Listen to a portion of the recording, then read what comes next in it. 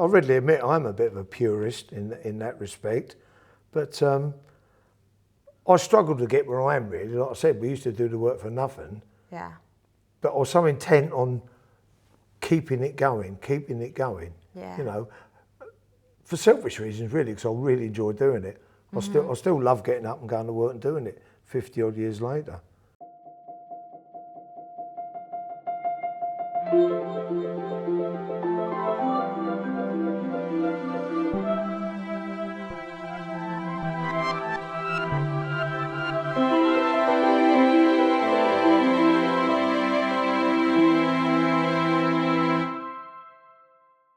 Welcome back to Artfully Crafted. My name is Alienor. I'm an interior designer based in London. This week we're headed to Diss to meet with pargetters Bill Sargent and Andrew Fawcett.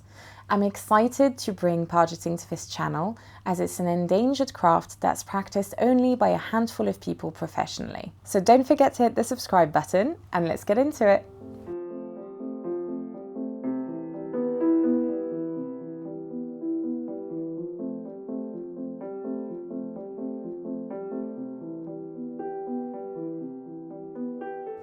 Hi Bill. Hello. Thank you so much for having me here. We're in Wingfield Barns in mid-Suffolk. We are. Which is really cool. It's such a nice kind of artistic community here, right? There is here. They have a lot of exhibitions here, workshops, people rent places, you know. Yeah. And you've set up here, we've got some boards behind us and we've got Andrew working away. Andrew, my faithful companion, yeah. How long have you guys worked together? Over 3 decades, I'd say. Nice. Cool. It's nice to be able to include him. Yeah. Because I think, I don't know, I think people kind of think Bill Sargent, you know, because that's the name of the company. Yeah. People might think it's just a one-man band, but it's not, right? No, there was 4 of us up till last year, and the original guy that came with me, Charles, he retired on his 80th birthday, and then I had Andy, who came with me when he was 17 to learn, and he left last year to go on his own at the age of 58. So he'd done his 41-year apprenticeship with me. There you go. And so it's myself and Andrew and a lady called Dawn. Yeah. And she came in. She's an artist in her own right, but she came with us 2.5 years ago, and I think she'll be with us forever now. Nice. So you're a pargetter. I am. And I think that probably doesn't mean much to a lot of people. Okay, a pargetter, briefly, is a plasterer that does ornate plasterwork freehand in situ. So instead of using casts and mouldings and sticking them up, he draws out and models the plaster freehand on the wall. And that's actually, we've got a couple of examples behind us. You kind of brought along, I mean, most of the work you're working on site and directly onto the wall. Mainly directly on the house or on the wall. But you have a couple of boards here to kind of demonstrate. So there's one that's finished. There's one that you literally just drew the outline. Yeah. And then Andrew's working on one now where he's got the outline and he's building it up. Yes, that's correct. And so those 2 are with the fresh plaster that you prepared literally this morning, right? Right. Okay. The plaster we use, it's dead simple. We use a fine sand, a very, very fine sand. We use a slate lime putty, and we add them up 3 parts sand to 1 part putty, and then we add half 1 part finely cut ox hair, or a fine goat hair, or as a natural fibre. And that's a traditional mix. In this country, for pargeting, the traditional mix always is sand, lime and fibre. So that's very different than when people sort of, because I feel like pargeting gets lumped in with plastering as a whole, but it's different, like recipes, right? It's completely different. Henry VIII built a place called Nonsuch Palace in Surrey, and he brought over these Italian stuckists.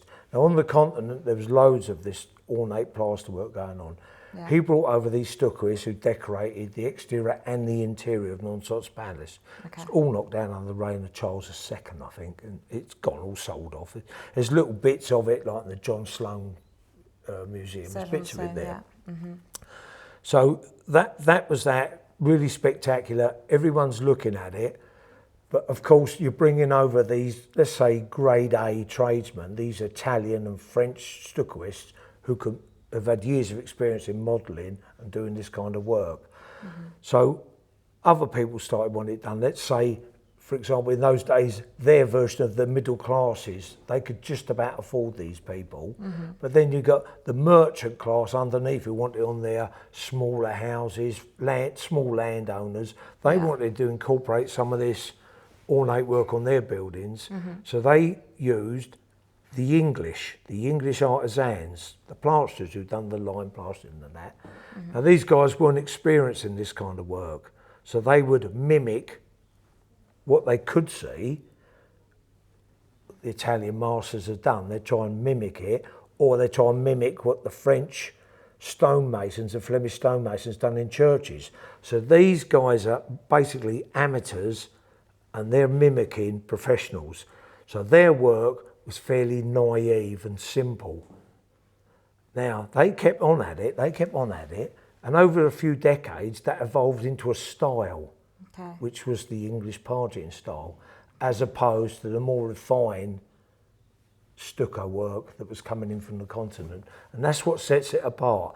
There wasn't any gypsum in this country. There was only 2 mines, one right down near Devon, and one up in Nottingham. So gypsum plaster wasn't readily available as it was on the continent. They'd have to bring it in, hence the name Plaster of Paris. So they didn't have that. So internal, external work, they would just use what was available, which was the sand, the lime, which in those days, of course, didn't come as a lime putty. It was unslaked lime, which they'd get in chippings. They'd add water to it and it'd go red hot, and they'd rake it around and bubble it up, turn it over with the sand, let it sit for maybe 6 months because it expands and then shrinks, and then they'd use that. So it'd be a hot lime sand with basically ox hair in it, mate. And then the other scrapings, you know, bits of dirt and clay and everything went in it. Some of the work I've uncovered now, the base of the work was done in clay. Then it had a coarse sand lime with hair in it overlayer, and then the real refined work was this very fine sand with lime. And that's the difference between Pargetting and all the other stuff.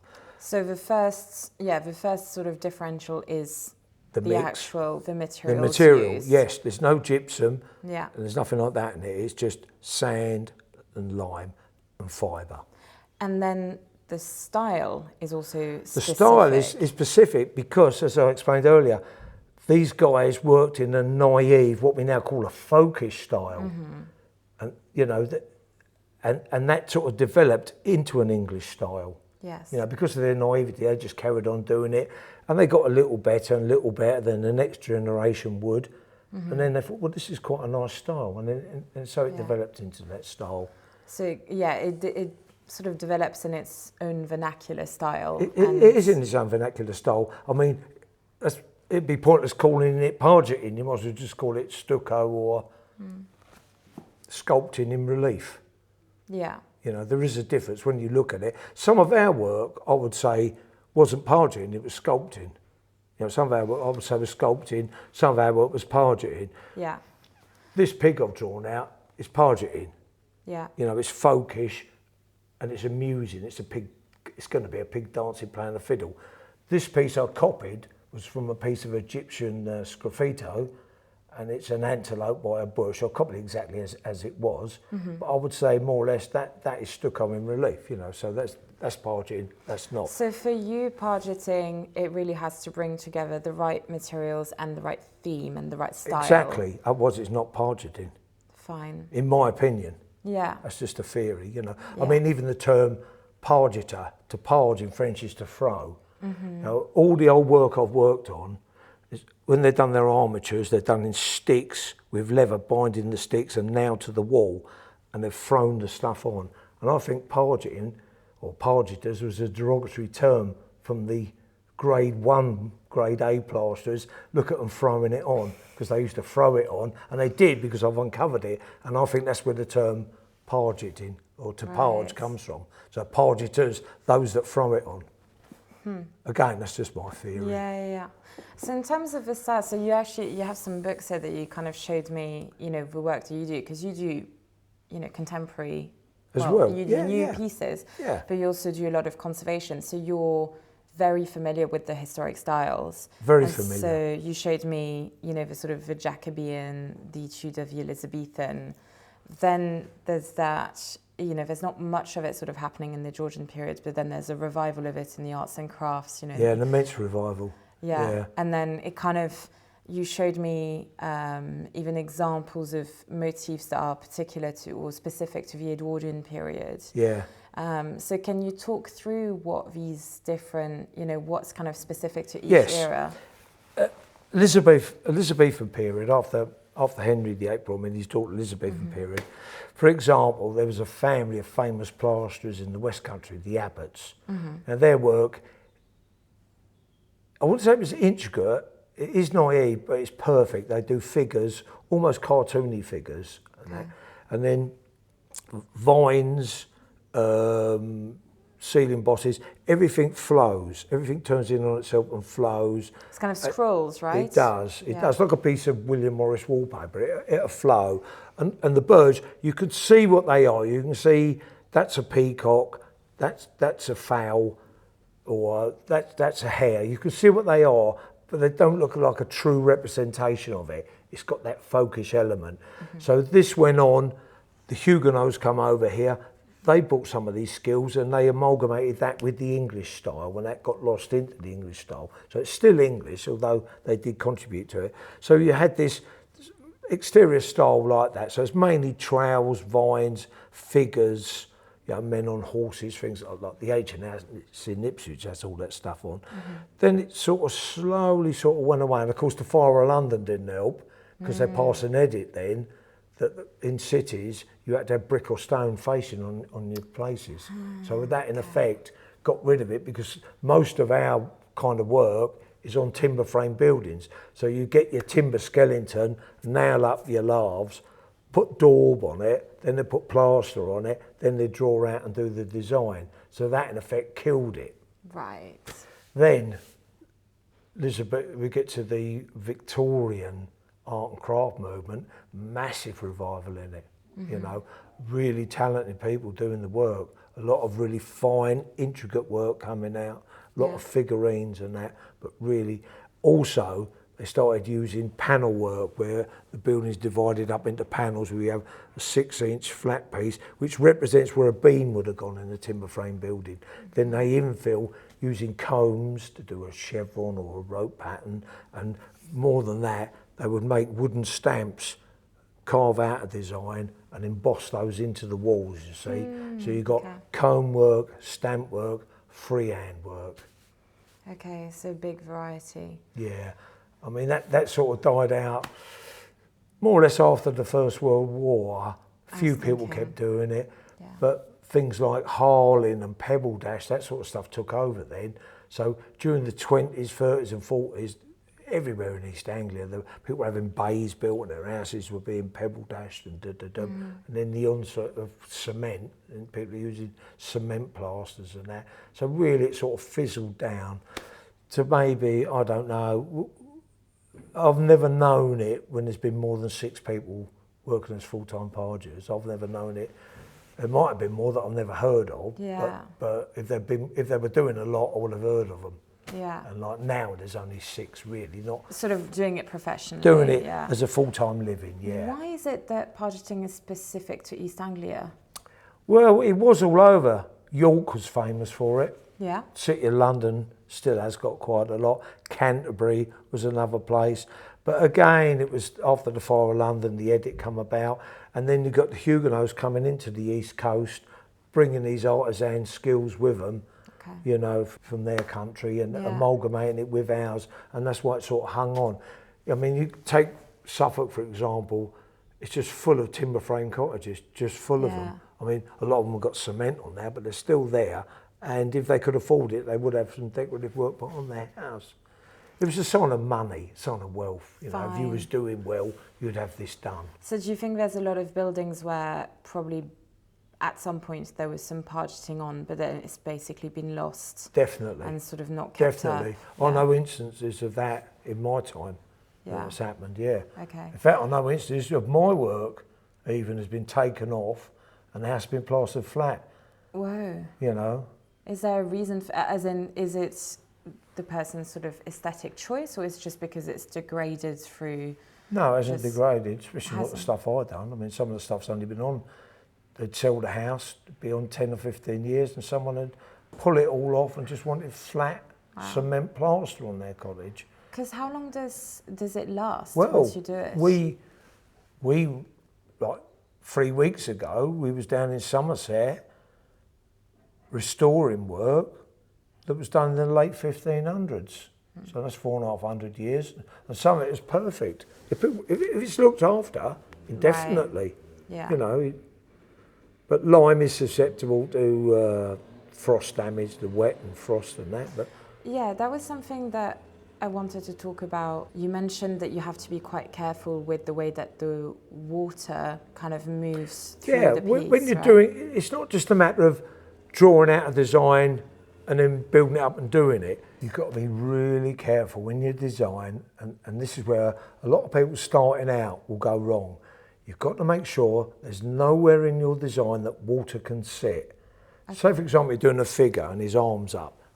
If water sat in that point there, that would soak through, freeze, and when it thawed, you'd lose that piece of plaster. So we would cut a small groove into the design to throw water off.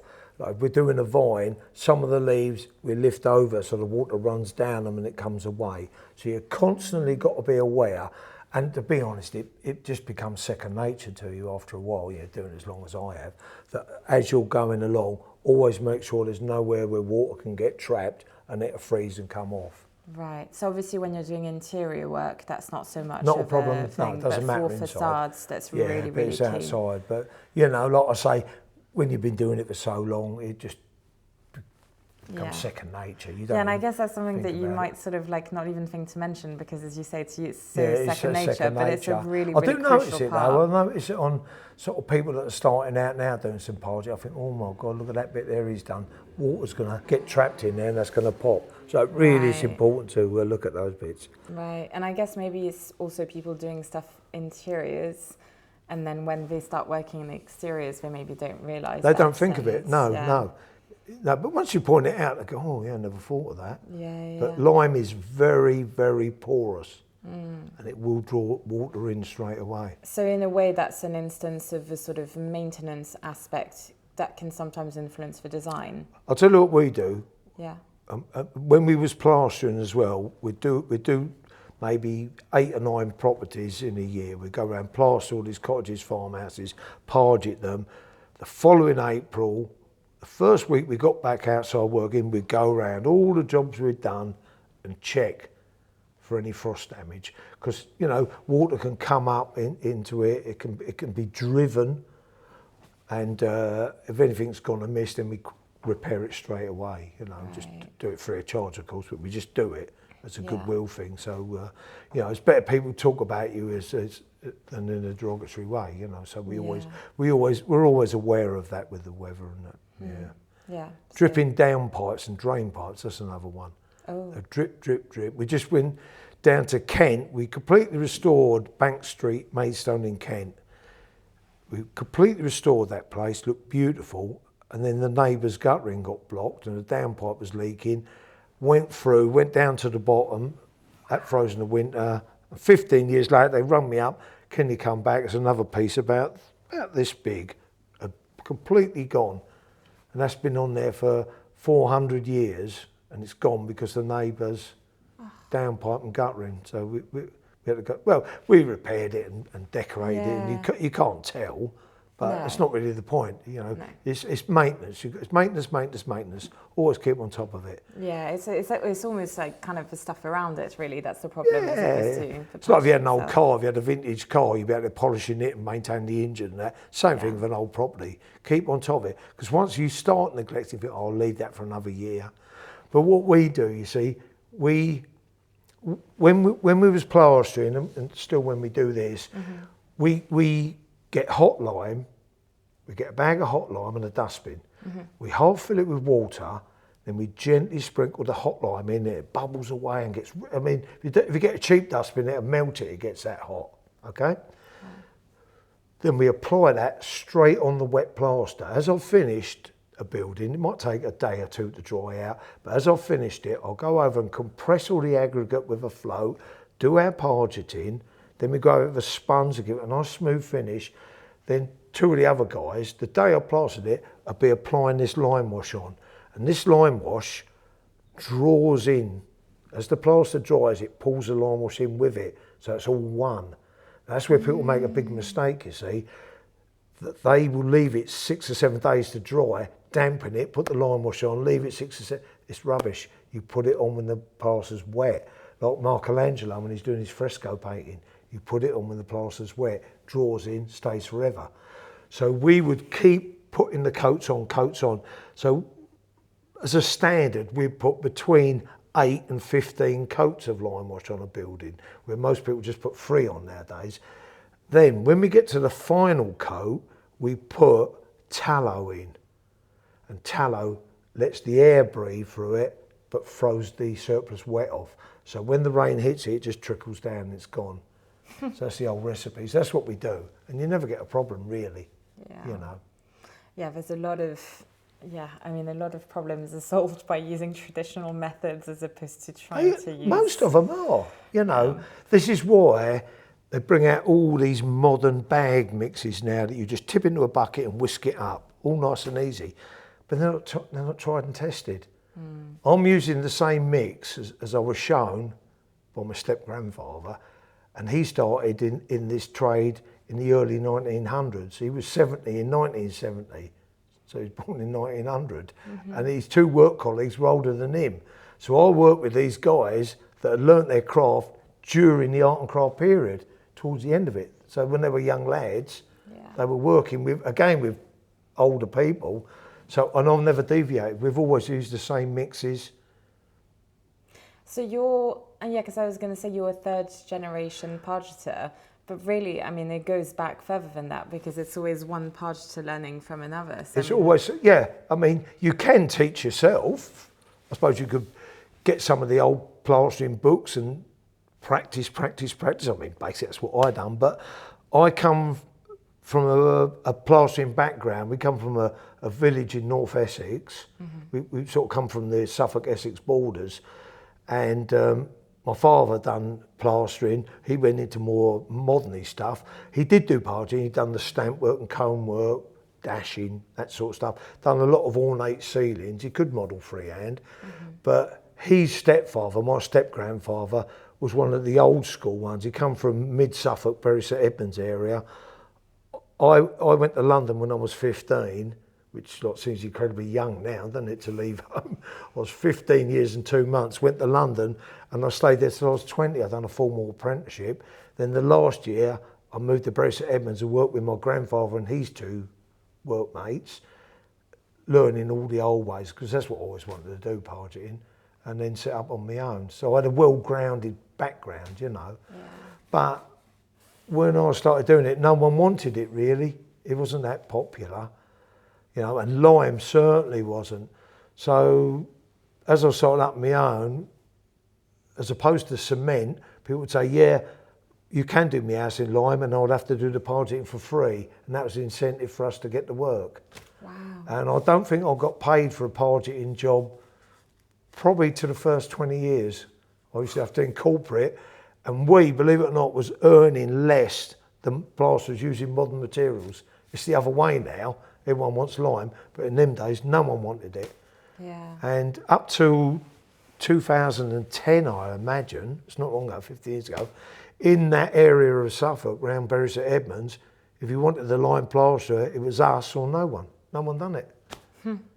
So you really had to fight a sort of uphill battle to kind of keep it going. Yeah, loads of times I thought, I can't keep going like this, you know. But it's interesting. So I guess, you know, earlier we mentioned that there was sort of a dip in pargeting in the Georgian period, that it was sort of, you know, again, you're sort of looking at the Elizabethan, Jacobean And then there's a sort of next wave of interest was in the Victorian period with the arts and crafts. Yeah, movement. right up to the late Edwardian period. Yeah. And then I guess again it kind of went through a dip. Dipped and right out, and now it's sort of coming. Yeah, the last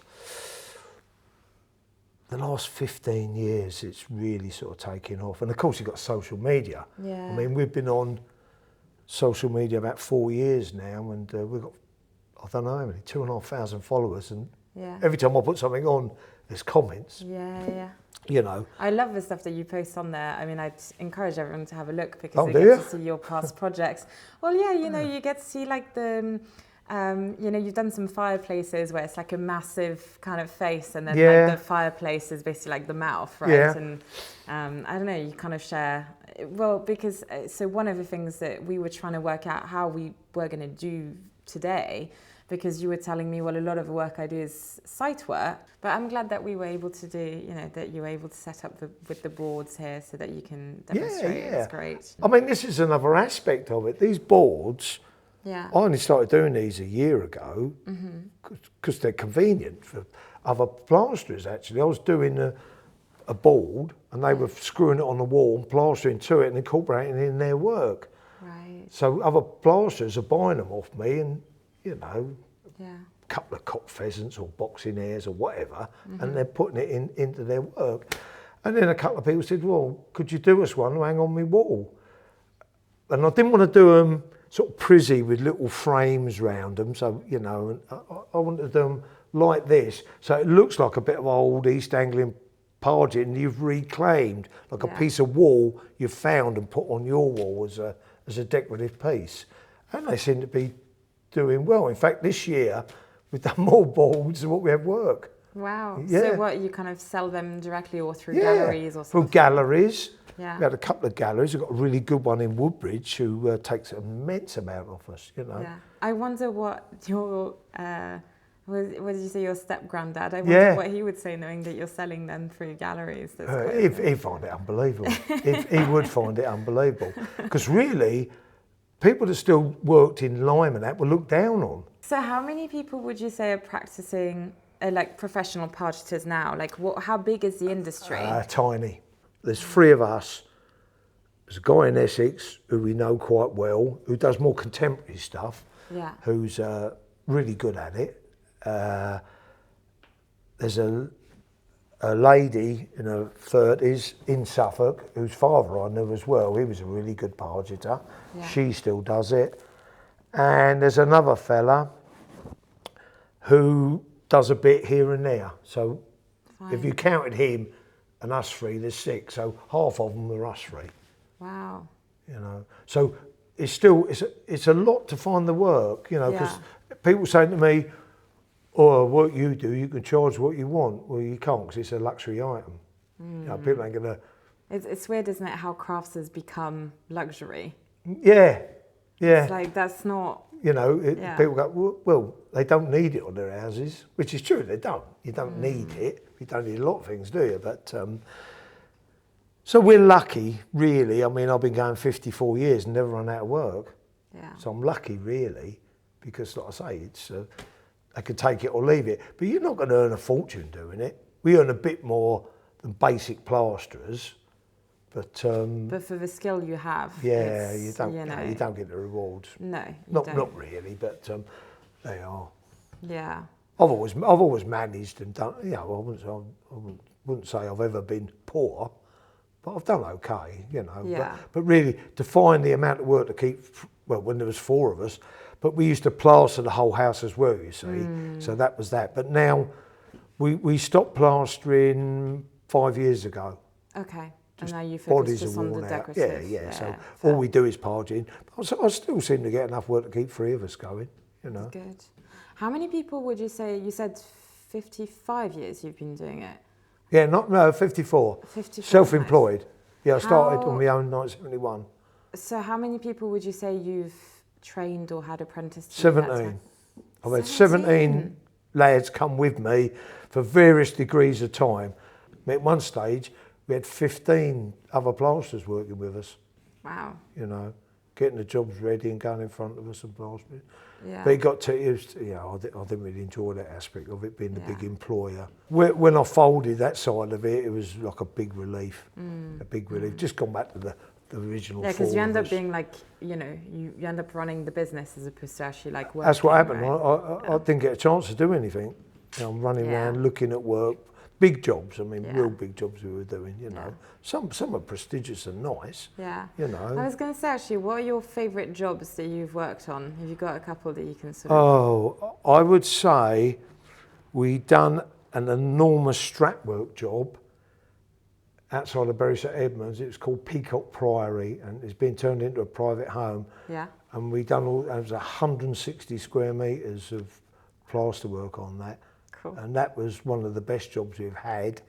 And last year we had a commission to do 2 art and craft ceilings in a beautiful art and craft house in Walberswick. Big art and craft ceiling. So we done it in a style of Bankard and Gibson, who were 2 art and craft plasterers. Yes. Architect plasterers. Yeah. So Andrew modelled these strawberry vines or blackberry vines in plasticine, and we cast them. And then we divided the ceilings up with them and drew out all these freehand birds and fish and flowers and done 2 big ceilings for them. That was really nice to do. But I think the one that sticks out the most is our first attempt at doing an Elizabethan ceiling. We done it in a Elizabethan manor house for this woman, and she got a copy of a pattern book, John Abbott one, and Andrew and I copied that.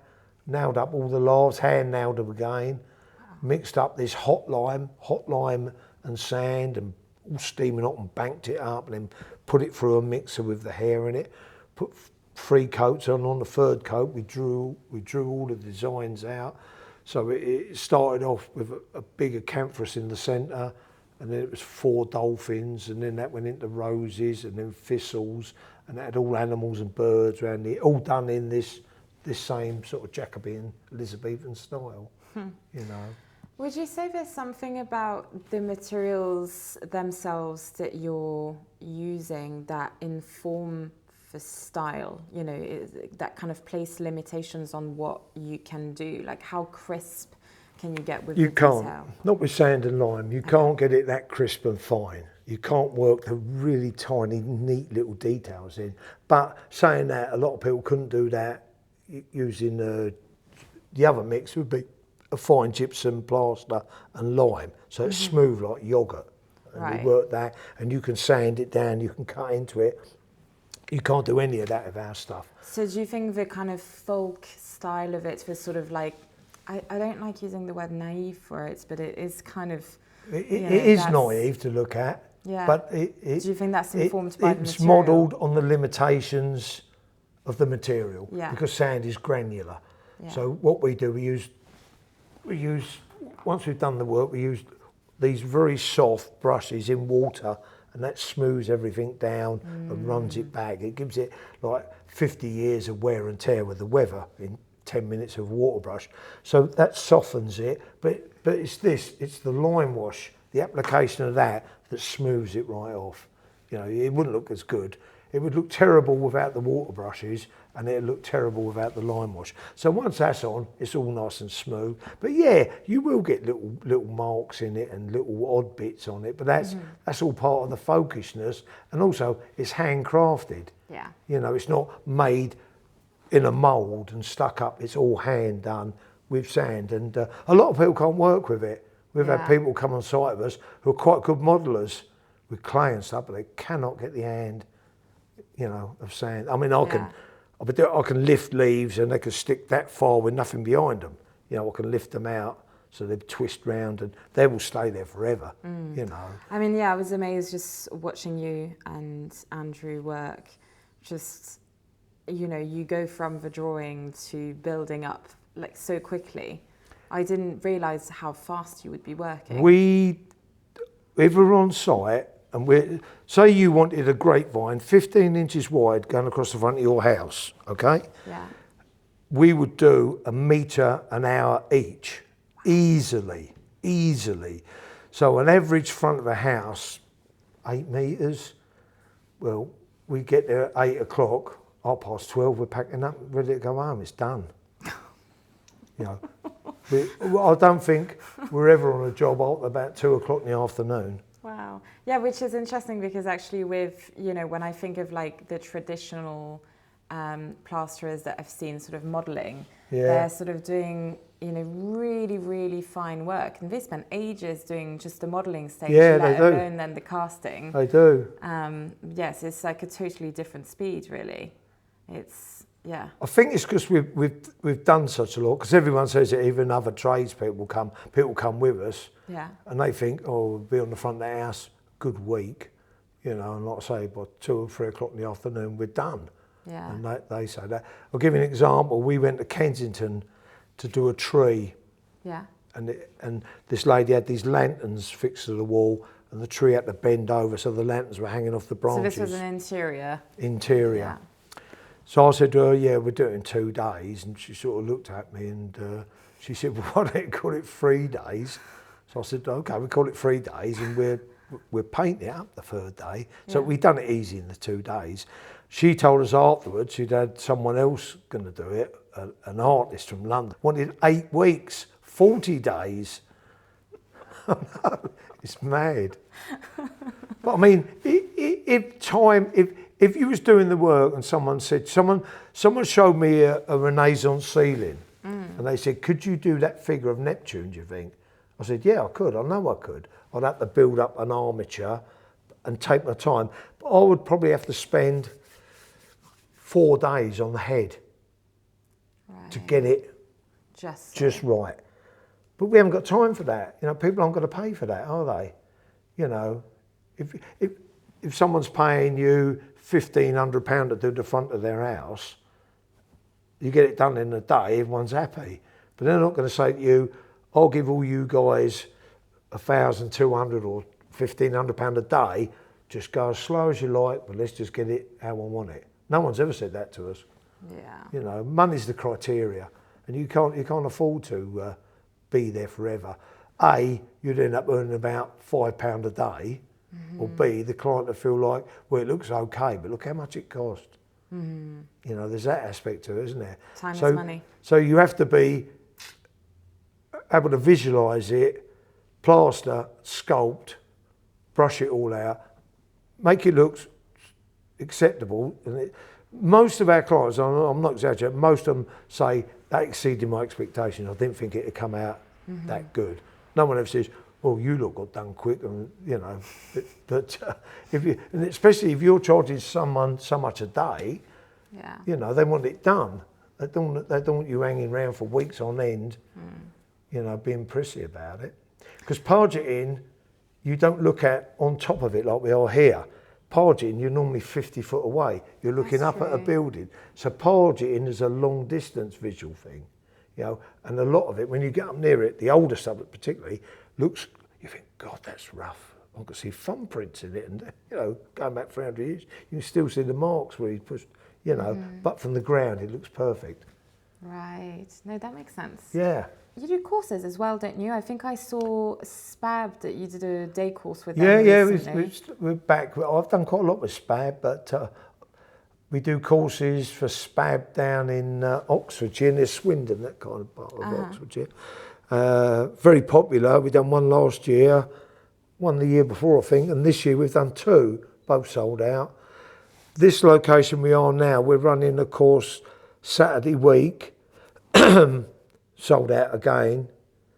I advertised that we'd do a course for 10, had 37 get in touch with me. So we're doing it 18, and then we're doing another one in March. Amazing. But I think if we get a new workshop, we're looking for a new workshop at the moment, I'll probably run them all year round, but we had a workshop in Cambridgeshire, but we had no more than 4 people.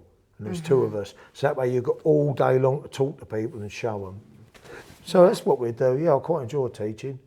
Yeah. Andrew and I went to Belfast to do a 3-day one, and we done a day of pargetting, a day of sgraffito, and a day of fresco painting. Right, amazing.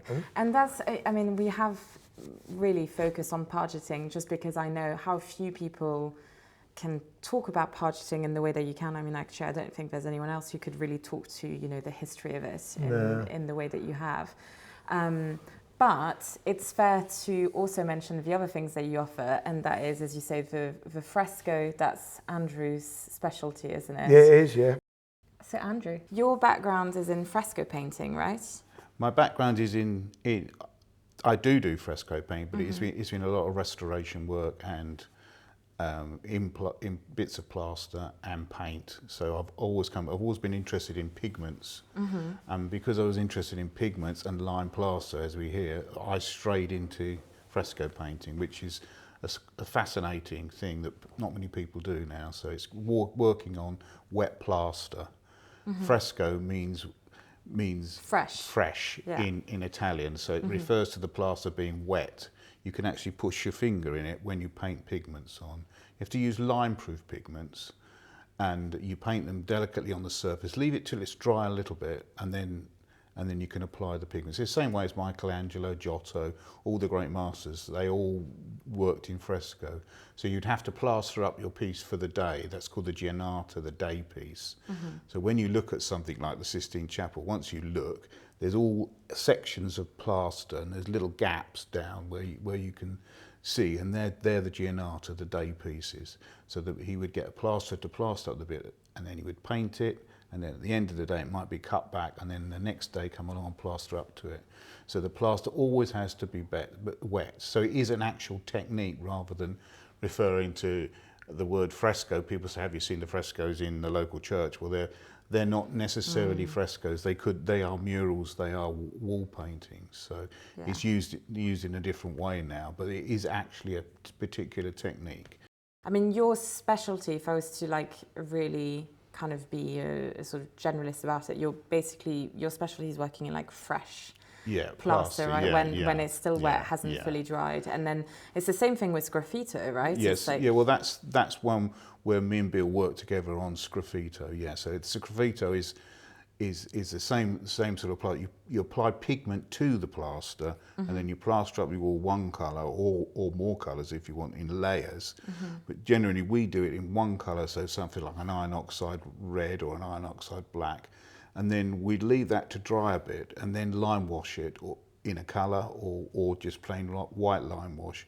And then we would transfer the design either by pricking and pouncing or tracing through, and then we can transfer the design. We sometimes cut little figures out and draw around them. So there's different ways of transferring design.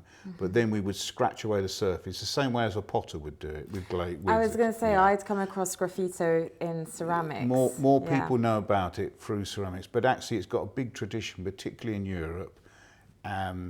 Italy's got some amazing examples of fresco, and so is places like Barcelona and Bavaria.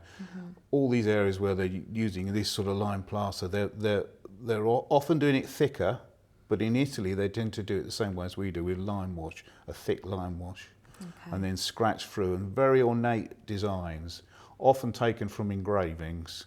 So there's some great big sort of Renaissance buildings. The whole facade is done in this technique. Italy, Florence, Pisa, Rome, those sorts of areas, you do get some incredible facades. And so actually, as a company, you offer all of these techniques. We do, yeah. I mean, we're pleased because we like doing sgraffito, and it is getting more and more popular. Once people see it, I think the fact is nobody knows what it is. So once they see it, then they're tending to go with it. So that's great news for us anyway. What would be your dream commission? For someone to get us to combine the two, sgraffito and pargetting. So we're cutting back in one, so we'd plaster the wall in one colour, say red. Okay. Then we'd go over that with a coat of plaster that thick in yellow. Then we'd draw out a border and a design and then cut that out. So you've got a knot, and then I'd raise some of the flatness, some of the stuff we cut out I'd raise as well. So you've got a combination of red, yellow, or even a blue, red and yellow, and then you've got some of it flat and some of it raised out. You know, like a Victorian stuff like that. Something like that I like to do. What do you think the future holds for pargeting as a craft? I used to worry about it because there's people now doing what I would say was stuff that's inappropriate to call pargeting. They're not using traditional materials. They're not doing the work in traditional designs. Really, they're just sculpting in these pre-bagged modern chalk and nylon fibre mixes. And it was my concern that people would start to think of that as the norm, and so traditional pargeting would in effect die out. You know, people would stop doing it. It is more complicated doing it traditional with sand and lime. You know, with the other stuff, it's easier. But thankfully, I've had a lot of people sign up for the courses, and we've got some really talented young people. Funny enough, they're all young women, under 30. Yeah. I can think of 4 off the top of my head that are all doing it and doing well at it. And doing it properly. Doing it properly, yeah. I mean, I guess like some people are going to watch this and say, oh, well, he's being a purist. You know, he only wants us to do it a certain way and with certain themes. But really, you're wanting to protect the knowledge and the history of it. And and protect the craft, the traditional pargeting, which, as I explained earlier, is different from sculpting in relief. Yeah. If everyone starts sculpting in relief with modern materials and doing, I don't know, the next door neighbour's Labrador and make it look, you know, call yourself what you want, yeah. but it's not. Don't call yourself a traditional pargeter, because that's not what you're doing. Yeah, and I guess that's really the thing, because actually, like, your portfolio of work, when you've shown it to me, you have examples of modelling and really modern themes, etc. Yeah. But when we turn the page, you kind of say, well, that's sgraffito, that's modelling, that's pargeting. You call it what it is. I do differentiate between. Yeah. Yes, I do. And I think that's what you're not saying that one work is better than another, not at or all. one commission is not better at all. than another. But it's, you want people to be quite intentional and specific about What they're naming doing. it properly. Yes, Yeah. because that's the only thing I'd hate to see traditional pargeting disappear Yeah. under this umbrella, where Yes. everyone's calling themselves pargeters, and like I say, they're using these. I mean, how can it be traditional? Jacobean period, they have little plastic bags with these mixes that turn up with perlite and hydrated lime and chalk and little nylon fibres and whisk them up. I mean, Yeah, you know. I think that's why I'm really grateful to you for doing this, because I think I came across lots of people who do lots of things, and one of the things that they do is pargeting. But I think you're the only person I came across where it's, you know, for you it's pargeting first, and you're very clear about its history and what it is and the methods and the materials. Whereas I think if I'd interviewed someone else first, it kind of would have, you know, maybe sort of made it a bit difficult to ascertain, okay, what is it specifically? Yeah, you know? but you're right what you say. I readily admit I'm a bit of a purist in that respect, but I struggle to get where I am really. Like I said, we used to do the work for nothing, Yeah, but I was so intent on keeping it going. yeah. You know, for selfish reasons really, because I really enjoy doing it. I still love getting up and going to work and doing it 50 odd years later. Yeah. You know, I don't think I've ever had a day when I thought, oh, is it ever going to end? Sometimes some of the clients make me, they make me think like that, and I could write a book on them, you know. Well, no, what would be good, and I think you mentioned to me off camera, is that you might be writing a book about pargeting, and that would be wonderful. Yes, that'll be out next year, definitely. Yeah. I'm nearly there.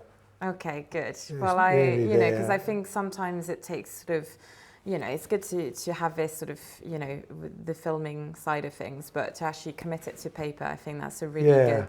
Yeah. I've you held know. back a bit because someone else I know, he wrote a book, then he's written another book on it, and I thought, I don't want them to collide. And then I Yeah. thought, it's 60 years next year since I set off on this trail, so I'll bring it out then. It'd be nice to bring it out on the 60th anniversary. So it's not a technical book, it's more an autobiography really, and it's Yeah. about me going off and the people I've met and the materials we've used. And Yeah. I mean, there will be some of the methods sort of weaved in there, I imagine. Yeah. Which I think. But there'll be plasters there that we used to use that other plasters we'd never have heard of, and techniques they just wouldn't imagine. Yeah. That's cool. Well, thank you so much for it's been a pleasure speaking with me about this. And yeah, I think hopefully, well, who knows, maybe someone watching this will be at your next course, and you know, that'd be really cool. Yeah, they find us on Instagram, on my website. Exactly. Thanks a lot. Thank you.